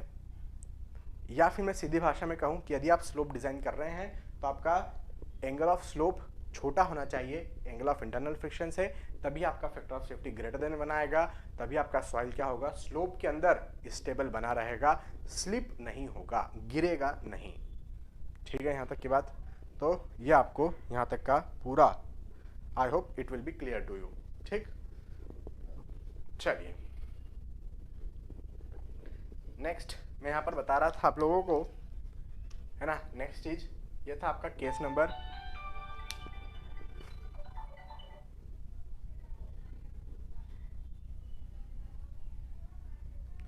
ये है आप लोगों का केस नंबर 1। ये क्या है? ये है आप लोगों का केस नंबर 1। ये है आपका केस नंबर 1। ये है आपका केस नंबर 2। केस नंबर 2 क्या चीज़ है? केस नंबर 2 है आप लोगों का, अभी मैं कोहेजन लेस सॉइल की बात कर रहा हूँ, मैंने यहाँ पर वाटर टेबल नहीं लिया था, अब मैं वाटर टेबल लेता हूँ। ठीक है, तो मैं यहाँ पर लिख रहा हूँ fully submerged soil, fully submerged infinite, fully submerged infinite slope, ऐसा मैं यहाँ पर लिख देता हूँ, फुल्ली सबमर्ज्ड इनफाइनाइट स्लोप। बात खत्म यहाँ तक की? बिल्कुल बात खत्म हो गई फुल्ली सबमर्ज्ड इनफाइनाइट स्लोप की। तो यदि मैं इसका फिगर बनाऊँ तो फिगर कैसा बनेगा? फिगर इसका कुछ इस तरीके से आप बना सकते हैं। ये आपका रॉक सरफेस हो गया, ऐसा अपन मान लेते हैं। ये आपका टॉप सरफेस हो गया स्लोप का, इसकी डेप्थ अपन z मान लेते हैं, ठीक है, और इसका एंगल ऑफ इंक्लिनेशन अपन ने i मान लिया। ठीक है, तो यहाँ पर आपका यूनिट वेट कितना है सॉइल का? गामा सेचुरेटेड है। क्यों? क्योंकि यहाँ पर आपकी वाटर टेबल लोकेटेड है एकदम टॉप सरफेस पर, एकदम top surface of the slope पर हमारे पास क्या है? वाटर टेबल लोकेटेड है, तो यहाँ की सॉइल फुल्ली सेचुरेटेड मान ली जाएगी। से अब वही चीज़ वही बात कि यहाँ पर यदि मैं नॉर्मल स्ट्रेस की बात करूँ तो नॉर्मल स्ट्रेस क्या होगा? इफेक्टिव नॉर्मल स्ट्रेस मुझे लेना पड़ेगा, जो कि आपका क्या होगा? Effective vertical stress into cos I. तो आप लोगों को पता होगा sigma bar N, effective vertical stress कितना हो जाता है? ये मैं निकाल के बताया था, कितना बताया था? गामा जेड कॉस आई बताया था। तो गामा सबमर्ज जेड कॉस आई बताया था, तो ये कॉस आई और ये कॉस आई दोनों क्या हो गए? कॉस स्क्वायर आई हो गए। समझ में आ रही मेरी इतनी सी बात? तो ये आप लोगों का क्या हो गया? Gamma submerge Z cos square I, ये यहाँ पर हमारे पास आ गया। सिग्मा बार एन का वैल्यू, किसका वैल्यू आ गया? सिग्मा बार एन का वैल्यू इस तरीके से हमारे पास आ गया। दूसरी बात ये तो हो गया नॉर्मल स्ट्रेस। अब हम शेयर स्ट्रेस की बात करते हैं। टाउ हमने क्या लिखा था? सिग्मा वी साइन आई, ऐसा लिखा था। चूंकि फुल्ली सबमर्ज्ड कंडीशन है तो इफेक्टिव ले लो। क्या लिया अपन ने? टाउ इक्वल टू, ये क्या बन जाएगा? गामा सबमर्ज जेड कॉस आई बन जाएगा, सिग्मा बार इफेक्टिव वर्टिकल स्ट्रेस की वैल्यू, और ये साइन आई पहले से था तो साइन आई अपन ने यहाँ पर लगा दिया। तो ये मेरे पास किसकी वैल्यू आ गई? ये मेरे पास यहाँ पर टाउ की वैल्यू आ गई। क्लियर है यहाँ तक की बात? तो नॉर्मल स्ट्रेस भी हो गए, शेयर स्ट्रेस भी हो गए, तो दोनों में से, है ना, दोनों की वैल्यूज आ चुकी है। तो अपन यहाँ पर क्या निकालते हैं? फैक्टर ऑफ सेफ्टी निकालते हैं। फैक्टर ऑफ सेफ्टी क्या होता है? तोड़ने वाली ऊपर आ जाएगा बचाने वाली ताकत, नीचे आ जाएगा तोड़ने वाली ताकत, मतलब शेयर स्ट्रेंथ डिवाइड में शेयर स्ट्रेस। अब यहाँ पर शेयर स्ट्रेंथ अपन ने रखा, सॉइल अभी भी कैसी है? कोहेजन लेस है ना, फुली सबमर्ज्ड इनफाइनाइट सॉइल। यहाँ पर मैं लिख रहा हूँ कोहेजन की वैल्यू अपने को 0 दे रखा है, ठीक है, कोहेजन लेस सॉइल की ही मैं बात कर रहा हूँ अभी भी। तो हमारे पास एक्सप्रेशन क्या था? C dash plus sigma N bar into 10 five dash divided में टाउ लिखा। सॉइल कैसी मेरे पास कोहेजन लेस है, ठीक है, मैं यहाँ पर लिख देता हूँ इन कोहेजन लेस सॉइल, इन कोहेजन लेस सॉइल, ऐसा अपन ने यहाँ पर लिख दिया। इन कोहेजन लेस सॉइल ऐसा अपन ने यहाँ पर लिख दिया। तो आपका कोहेजन यहाँ पर क्या हो चुका है, पूर्ण रूप से जीरो, पूर्ण बहुमत के साथ जीरो हो गया है। यहाँ पर सिग्मा एन बार है, बिल्कुल रहेगा क्योंकि इफेक्टिव स्ट्रेस हमें लेना है, और five dash effective angle of sharing resistance भी हो सकता है। तो आइए हम इसकी वैल्यूज पुट कर देते हैं। क्या वैल्यूज पुट करोगे सिग्मा एन बार का, ये रहा, that is gamma submerge into Z cos square I into ten five dash यहाँ पर रहेगा, रख दिया सिग्मा एन बार का वैल्यू। टाउ का भी ये वैल्यू उठा के यहाँ पर रख दो, टाउ का भी मैंने वैल्यू रखा, गामा सबमर्ज जेड, और यहाँ पर क्या आ जाएगा आपका कॉस आई इंटू साइन आई। बात समझ में आ गई, इस तरीके से हो गया। तो आप पाएंगे गामा सबमर्ज जेड से ये पूरा गामा सबमर्ज जेड कैंसिल हो गया, कॉस आई से ये एक पावर कैंसिल हो गई, तो टेन फाइव डैश हमें देखने को क्या मिल रहा है, हमें देखने को मिल रहा है टेन फाइव डैश डिवाइड में साइन आई, और ये जो कॉस आई एक बच रहा था उसको नीचे रख दूं क्या मैं, तो इसको यहाँ पर मैंने नीचे लिख दिया कॉस आई। ऐसा लिख सकते हैं क्या अपन, अरे ऐसा लिख सकते हैं क्या, हाँ बिल्कुल लिख सकते हैं सर। यदि ऐसा लिख सकते हैं तो हमारे पास फैक्टर ऑफ सेफ्टी का फॉर्मूला आ चुका है। क्या फॉर्मूला आ गया, फॉर्मूला आ गया टेन फाइव डैश डिवाइड में टेन आई।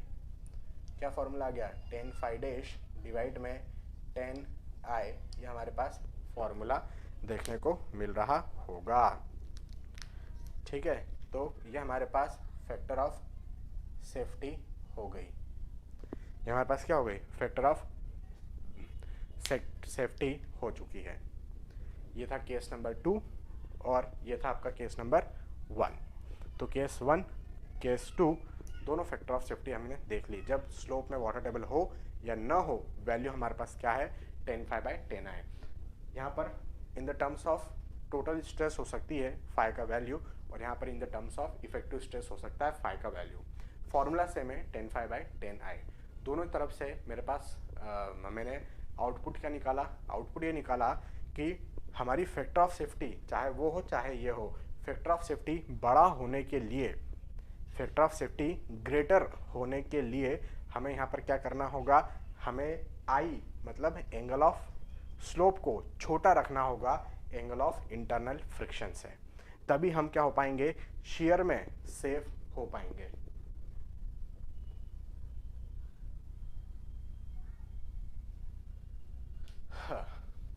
क्या होंगे, तभी हम क्या हो पाएंगे, सेफ हो पाएंगे शेयर में।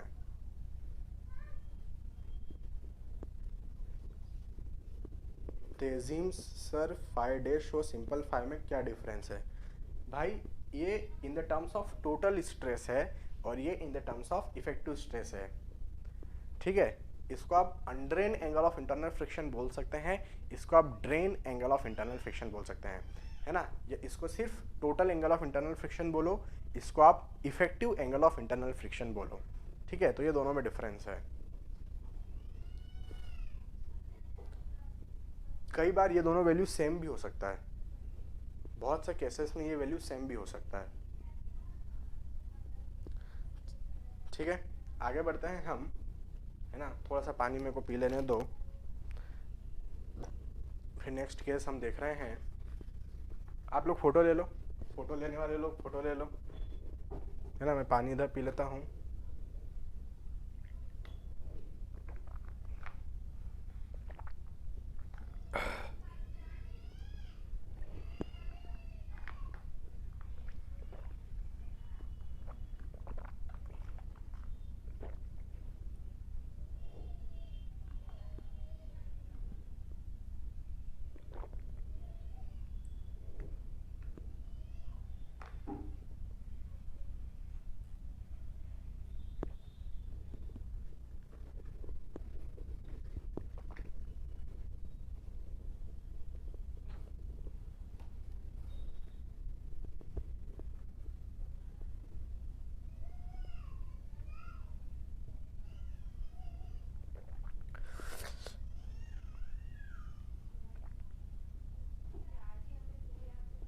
हो गई, फोटो लेने वाला काम निपट गया।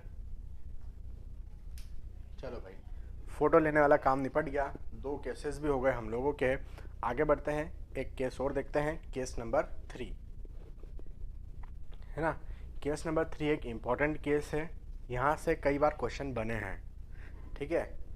ये जो केस है वो एक इम्पॉर्टेंट केस है, कई बार यहाँ से क्वेश्चन फ्रेम हुए हैं अलग अलग एग्ज़ाम्स में। गेट में तो हुआ है गेट में। तो मैं ये बोल रहा था, एक बार शेयर मार दो सभी के साथ में, एक बार शेयर मार दो ज़रा सभी के साथ में। 30 सेकंड का टाइम लेते हैं अपन लोग, शेयर करेंगे फुर्ती से, फिर अपन आगे बढ़ते हैं, ठीक है। फ़ोटो लेने वाले फ़ोटो ले लिए हैं, स्क्रीनशॉट लेने वाले स्क्रीनशॉट ले लिए हैं, शेयर करने वाले शेयर कर दो। अरे भगवान, फिर अपन अब आगे बढ़ रहे हैं और अपन लोग नेक्स्ट देख रहे हैं। नेक्स्ट क्या देखना है, केस नंबर 3 देखते हैं। केस नंबर 3 जो है वो भी कोहेजनलेस सॉइल के लिए है। केस नंबर 1 हमने देखा कोहेजनलेस सॉइल, केस नंबर 2 देखा कोहेजनलेस सॉइल, तीसरा जो केस देख रहा हूँ ये भी कोहेजनलेस सॉइल के लिए है। पहला केस हमने देखा नो वाटर टेबल, दूसरा केस हमने देखा यस वाटर टेबल है, कहाँ पर है, टॉप सरफेस पे। और तीसरा केस मैं बता रहा हूँ कोहेजनलेस सॉइल में कि वाटर टेबल है लेकिन किसी डेप्थ पर मौजूद है, टॉप सरफेस पर मौजूद नहीं है, किसी डेप्थ पर मौजूद है। वो हमारा केस नंबर 3 है। तो आइए इस केस को हम यहाँ पर डिस्कस करते हैं, है ना। यहाँ पर केस नंबर 3, यहाँ पर केस नंबर 3 हम लोग यहाँ पर डिस्कस कर रहे हैं।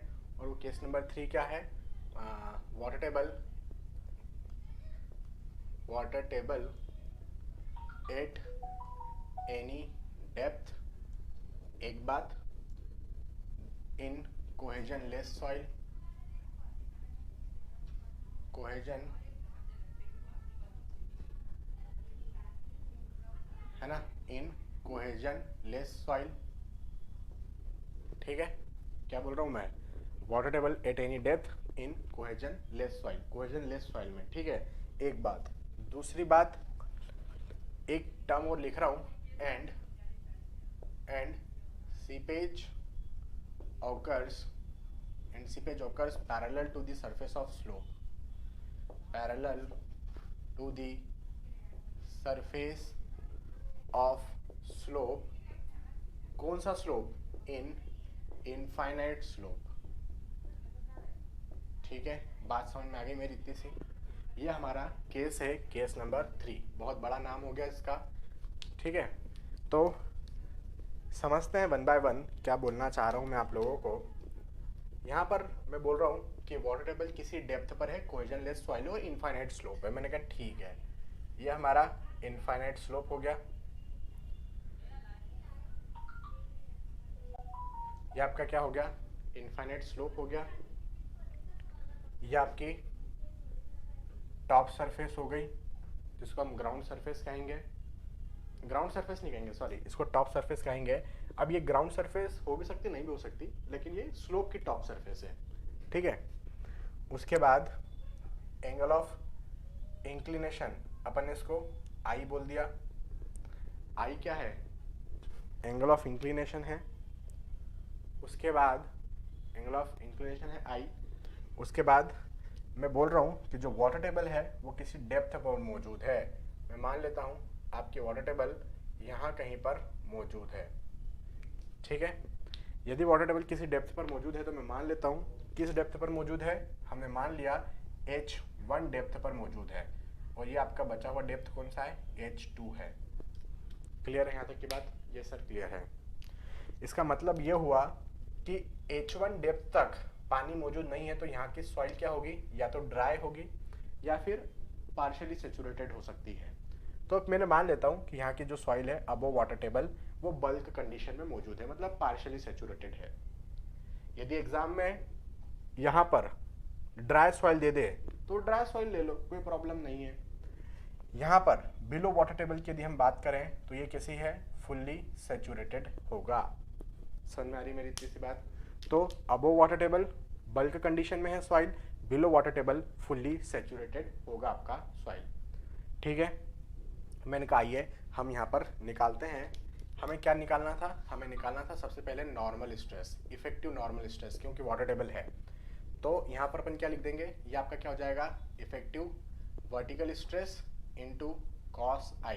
यही होता है फॉर्मूला, डिराइव करके बताया हूँ, फॉर्मूला यही होता है। तो सिग्मा बार एन, इसका वर्टिकल स्ट्रेस क्या बनेगा, इसका इफेक्टिव स्ट्रेस देखो गामा H1 है ना, टोटल स्ट्रेस लिख रहा हूँ gamma H1 plus gamma saturated H2, तो अपन ने लिखा गामा सेचुरेटेड H2। ये क्या हो गया, टोटल स्ट्रेस हो गया। माइनस पोर वाटर प्रेशर करो तो गामा W इंटू H2, तो यहाँ पर मैंने माइनस किया गामा W इंटू H2, ठीक है, minus gamma W into H2। तो ये आपका पूरा क्या हो गया, इफेक्टिव स्ट्रेस हो गया। और इसके साथ में यहाँ पर इंक्लाइंड सरफेस हो तो अपन कॉस आई लेते थे, क्या लेते थे, कॉस आई लेते थे। इसके अंदर कॉस आई ऑलरेडी एक समाया हुआ था, तो वो कॉस आई ये लिखा मैंने, और ये वाला जो कॉस आई था अभी एक बार और लिखता हूँ। तो ये कॉस आई और ये कॉस आई मिलके क्या हो गया, कॉस स्क्वायर आई हो गया। तो यहाँ पर डायरेक्टली मैं लिख देता हूँ, ये कॉस स्क्वायर आई हो गया।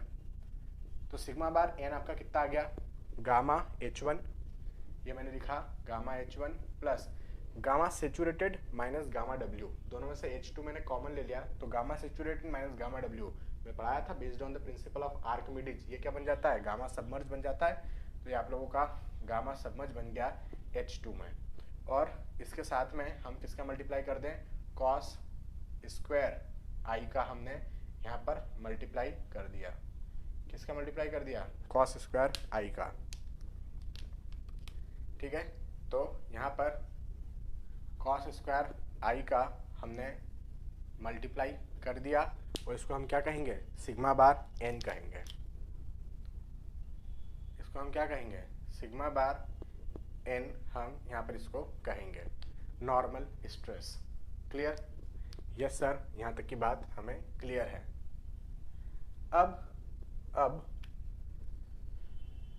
अब मैं ये बता रहा हूँ, नॉर्मल स्ट्रेस आपने निकाल लिया, अब मुझे क्या निकालना है, शेयर स्ट्रेस, क्योंकि मुझे वो फॉर्मूले में पुट करना पड़ेगा ना, टाउ एफ बाय टाउ में। तो आइए अब हम टाउ निकालते हैं। ये टाउ क्या होता है, sigma we bar into sine आई होता है, सिग्मा वी बार इंटू साथ में क्या लिख रहा हूँ मैं, साइन आई। अब यहाँ पर टाउ देखो, सिग्मा वी बार अपन निकालते हैं, कैसे निकालेंगे, सबसे पहले टोटल स्ट्रेस देखो गामा H1, तो अपन ने क्या लिखा, gamma H1 plus gamma saturated H2, ये अपन ने लिखा गामा सेचुरेटेड H2, ठीक है, गामा सेचुरेटेड H2 लिख दिया। अब मेरी बात को आप लोग ध्यान से सुनिएगा, मैं क्या बोल रहा हूँ। जैसे कि ये टोटल स्ट्रेस लिखा, उसमें से पोर वाटर प्रेशर मुझे माइनस करना चाहिए, तो ये आपका पोर वाटर प्रेशर मुझे यहाँ पर माइनस करना चाहिए, लेकिन मैं माइनस नहीं कर रहा हूँ, बस मैंने यहाँ पर ब्रैकेट क्लोज कर दिया, पोर वाटर प्रेशर मैं ले ही नहीं रहा हूँ। और ये जो कॉस स्क्वायर यहाँ पर साइन आई था, तो इस सिग्मा बार वी के अंदर कॉस एक समाया हुआ था, तो वो कॉस मैं यहाँ पर लिख देता हूँ, और ये जो साइन आई है वो मैं यहाँ पर लिख देता हूँ। तो ये आप लोगों का किसका फॉर्मूला हो गया, ये आप लोगों का टाउ का फॉर्मूला यहाँ पर आ चुका है। अब आप लोग पूछेंगे सर आपने यहाँ पर तो पूरा gamma H1 plus gamma submerge H2 लिया, यहाँ पर gamma H1 plus gamma saturated H2 क्यों लिया, मतलब आपने यहाँ पर पोर वाटर प्रेशर माइनस किया था, यहाँ पर कंसीडर क्यों नहीं किया आपने पोर वाटर प्रेशर। तो मेरी बात को ध्यान से सुनना, मैंने यहाँ पर क्या लिख रखा है, मैंने यहाँ पर लिखा हुआ है seepage occurs parallel to the surface of slope. यहाँ पर सीपेज क्या हो रहा है, parallel to the surface of slope occur हो रहा है। भाई ये टाउ की डायरेक्शन कहाँ है, ये टाउ की डायरेक्शन इधर है, ये टाउ किधर लग रहा था, इधर लग रहा था, बराबर बोल रहा हूँ, टाउ इधर लग रहा था। हम यहाँ पर जो पोर वाटर प्रेशर ले रहे थे वो, और हमारा यहाँ पर क्या हो रहा है, सीपेज हो रहा है parallel to the surface of slope. ये स्लोप की सरफेस है और इधर की ही डायरेक्शन में आपका क्या लग रहा है, सीपेज लग रहा है। कितना लग रहा है, इधर की डायरेक्शन में आपका क्या लग रहा है, सीपेज। तो एक बात मैं आपको यहाँ पर ये बताना जा रहा था कि यहाँ पर जो सीपेज प्रेशर मैं आप लोगों को पढ़ाया, आप लोगों को ध्यान होगा, थोड़े टाइम पहले मैं आप लोगों को सीपेज एनालिसिस करवाया था, और सीपेज एनालिसिस में मैं आप लोगों को सीपेज प्रेशर करवाया था। तो यहाँ पर क्या हो रहा है, वो सीपेज हो रहा है, किधर से हो रहा है, टॉप से बॉटम की तरफ, parallel to the surface of slope हो रहा है, हाई एनर्जी से लो एनर्जी की तरफ सीपेज हो रहा है पानी का। तो जब वाटर सीप होता है, so in the direction of flow water क्या लगाता है, पोर वाटर प्रेशर लगाता है। In the direction of flow water क्या लगाता है, पोर वाटर प्रेशर लगाता है, जिसको हम सीपेज प्रेशर कहते हैं। तो सीपेज के कारण जो प्रेशर लग रहा था और पोर वाटर प्रेशर के कारण जो प्रेशर लग रहा था, वो उन्होंने एक दूसरे को खत्म कर दिया, इसलिए मैं यहां पर इस वैल्यू को कंसीडर नहीं कर रहा हूं। भाई सीपेज हो रहा है ना, डायनामिक कंडीशन में है ना, तो दोनों ने एक दूसरे को यहां पर इफेक्ट को क्या कर दिया, खत्म। इस कारण से हम यहां पर क्या कर रहे हैं, आपके इफेक्टिव स्ट्रेस को नहीं ले रहे हैं, मतलब टोटल स्ट्रेस को ही ले रहे हैं। हमारे पास वाटर के द्वारा कोई नेट प्रेशर अवेलेबल नहीं है। तो मेरे पास कुल मिलाकर आपका नॉर्मल स्ट्रेस आ गया, मेरे पास कुल मिलाकर आप लोगों का शेयर स्ट्रेस आ गया। जब हमारे पास दोनों आ गए तो बस हमें तो फैक्टर ऑफ सेफ्टी का फॉर्मूले में पुट कर देना चाहिए। तो हमारे पास फैक्टर ऑफ सेफ्टी का फॉर्मूला क्या है, शेयर स्ट्रेंथ डिवाइड में शेयर स्ट्रेस, बचाने वाली ताकत डिवाइड में तोड़ने वाली ताकत। मैं जरा इधर बैठ के लिख रहा हूँ, ठीक है। तो ऊपर क्या फॉर्मूला बनेगा, C dash plus sigma n बार इंटू 10 फाई डैश डिवाइडेड में आपका टाउ बन जाएगा। समझने वाली बात यह है यहाँ पर कि भैया सॉइल कैसी है अपने पास, कोहेजन लेस सॉइल है। कोहेजन लेस सॉइल है तो कोहेजन C की वैल्यू कितनी हो गई, 0। तो हमने सिर्फ इतना सा टर्म यहाँ पर पकड़ा, सिर्फ इतना सा टर्म अपन यहाँ पर ले रहे हैं और वैल्यूज पुट करते हैं, ठीक है। तो हमने वैल्यूज पुट करना स्टार्ट की, देखते हैं कैसे वैल्यूज पुट कर रहे हैं। तो फैक्टर ऑफ सेफ्टी कितना आ गया, फैक्टर ऑफ सेफ्टी देखो सिग्मा n बार, ये वैल्यूज मैंने पुट करी। तो गामा H1 देखो मैं वैल्यूज पुट कर रहा हूँ, gamma H1 plus gamma submerge H2 ऐसा रखा, और यहाँ पर ऊपर क्या है, कॉस स्क्वायर आई इंटू 10 फाई, ठीक। ये इसकी वैल्यू हो गई, सिग्मा n बार 10 फाई डैश की वैल्यू इतनी हो गई, डिवाइड में टाउ की वैल्यू पुट कर रहा हूँ। टाउ की वैल्यू क्या है, टाउ की वैल्यू ये रही मेरे पास, gamma H1 plus gamma saturated H2। तो वो वैल्यूज मैं यहाँ पर रख रहा हूँ कि gamma H1 plus gamma saturated H2, ये इसकी वैल्यू हो गई। और मल्टीप्लिकेशन में हमारे पास क्या है, कॉस आई साइन आई है, तो हमने यहाँ पर कॉस आई इंटू साइन आई रख दिया, ठीक है। तो आप देखेंगे कॉस की एक पावर से ये कॉस की पावर कैंसल, मतलब ये कॉस से ये कॉस पावर कैंसल, यहाँ सिर्फ कॉस आई बच रहा है। तो इस कॉस आई को उठा के इसके नीचे रख दूं क्या मैं, तो साइन आई डिवाइड में ये जो नीचे कॉस आई आया, तो साइन आई डिवाइड में कॉस आई क्या बन गया, टेन आई बन गया। तो यहाँ पर मैं क्या लिख दूं, factor of safety equal to क्या फॉर्मूला बन चुका है, gamma H1 plus gamma submerge H2 divide में gamma H1 plus gamma saturated H2, ये फॉर्मूला बना। मल्टीप्लिकेशन में इस पूरे को सॉल्व करने पे मुझे क्या मिल रहा है, 10 फाई डिवाइड में 10 आई, ऐसा मुझे यहाँ पर मिल रहा है। क्या मिल रहा है, 10 फाई डैश डिवाइड में 10 आई, ऐसा मुझे यहाँ पर एक केस देखने को मिल रहा है फैक्टर ऑफ सेफ्टी का। समझ में आ गई मेरी तीसरी बात। एक इम्पॉर्टेंट केस है ये, कई बार यहाँ से क्वेश्चंस फ्रेम हुआ है, ये फॉर्मूला आपको आना चाहिए। अब मैं बोल रहा हूँ एक स्पेशल केस, मैंने यहाँ पर क्या लिया, मैंने यहाँ पर एक स्पेशल केस कंसिडर किया, ठीक है। मैं यहाँ पर आपको क्या बता रहा हूँ, एक स्पेशल केस मैं यहाँ पर आप लोगों को बता रहा हूँ। मैं एक स्पेशल केस यहाँ पर आप लोगों को बता रहा हूँ, और वो स्पेशल केस क्या है, स्पेशल केस ये है कि वाटर टेबल, आपका वाटर टेबल क्या है, reaches to the top surface, reaches to the top surface and seepage occurs, ठीक है। ये एक स्पेशल केस मैं यहाँ पर बता रहा हूं।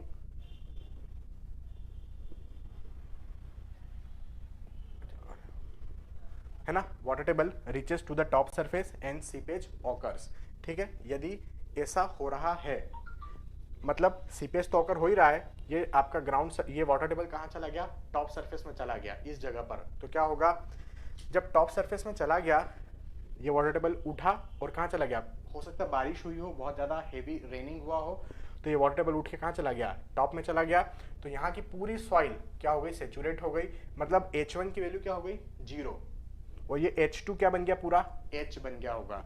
तो यहाँ पर देखेंगे आपका पूरा की पूरा यहाँ पर ये आपकी वाटर टेबल पूरा ग्राउंड सरफेस पे चला गया, और साथ ही साथ आपका यहाँ पर क्या हो रहा है, सीपेज हो रहा है।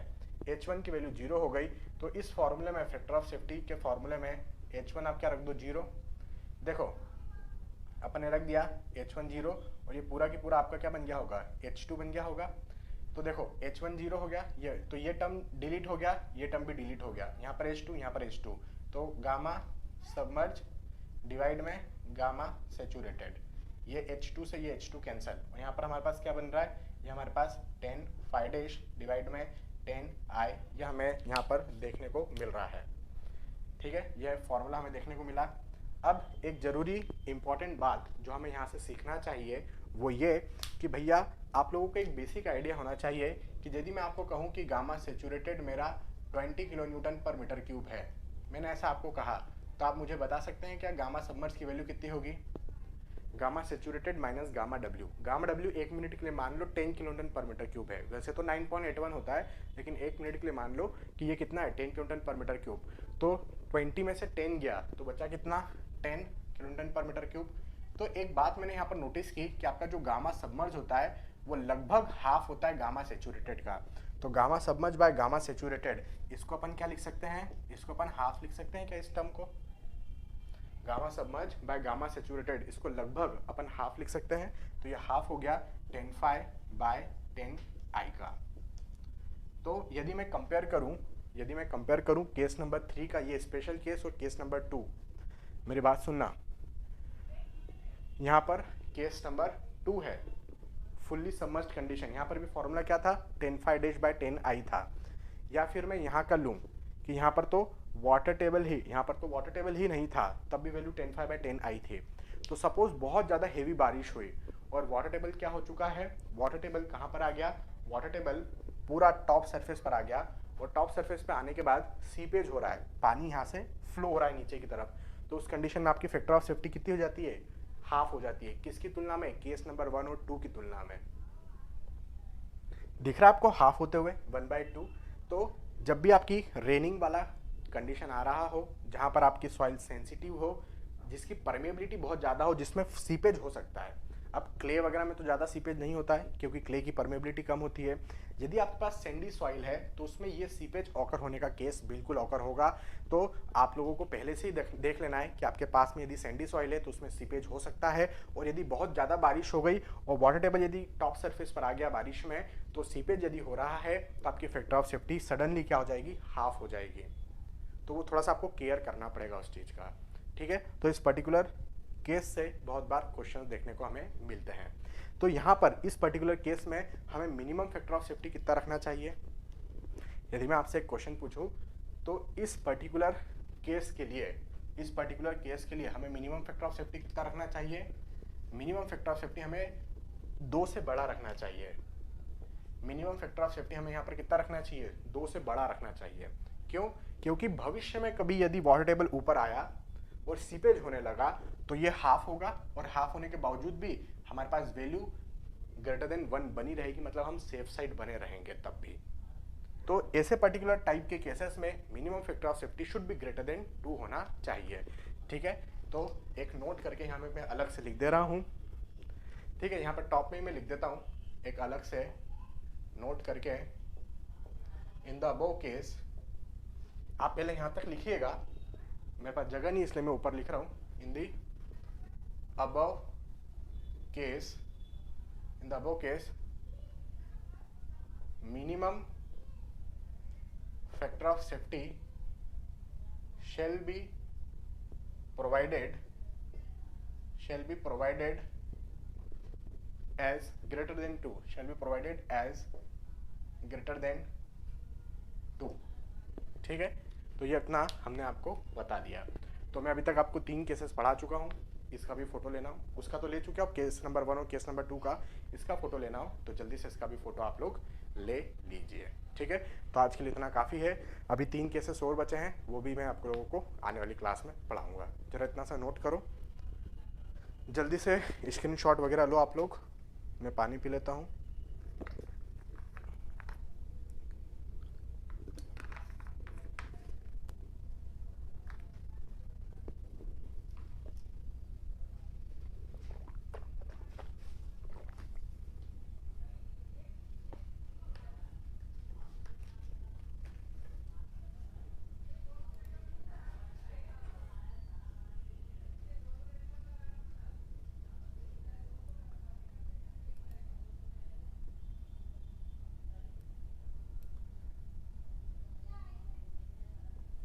चलिए ठीक है, तो आज के सेशन को फिर अपन यहीं पर स्टॉप करते हैं। आई होप आप लोगों ने फ़ोटो ले लिया होगा, स्क्रीनशॉट ले लिया होगा।